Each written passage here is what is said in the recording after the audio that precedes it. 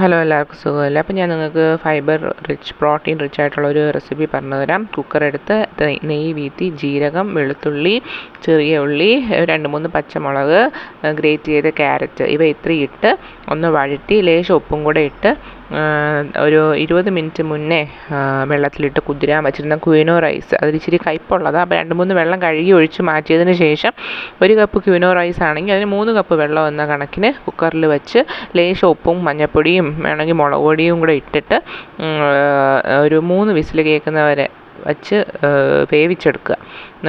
നമുക്ക് അത് വേവിച്ചെടുക്കുമ്പോൾ ഇതൊരു ഉപ്പുമാവ് ഒരു പേസ്റ്റായിട്ടുള്ള രൂപത്തിൽ കിട്ടും. പക്ഷേ ട്രസ്റ്റ് മീ, ഇത് പപ്പടവും നമ്മുടെ അച്ചാറും വെച്ച് കഴിക്കാൻ എന്ത് ടേസ്റ്റാണെന്നറിയോ? ഞാനിത് ഉണ്ടാക്കി നോക്കിയപ്പോൾ എനിക്ക് നന്നായിട്ട് ഇഷ്ടപ്പെട്ടു. അതുകൊണ്ട് നിങ്ങൾക്ക് കൊണ്ട് ഷെയർ ചെയ്യാമെന്ന് വിചാരിച്ചതാണ്.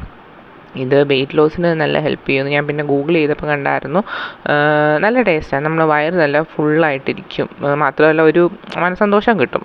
ഇന്ന് ഞാൻ ഒരു ഹെൽത്തി റെസിപ്പി കഴിച്ചു എന്ന് കേട്ടോ. അപ്പോൾ ഇങ്ങനെ ഇരിക്കും. ഓക്കെ, എല്ലാവരും ട്രൈ ചെയ്യണേ. ഇഷ്ടമുണ്ടെങ്കിൽ കൂടെ കൂടാൻ മറക്കല്ലേ. Okay, by.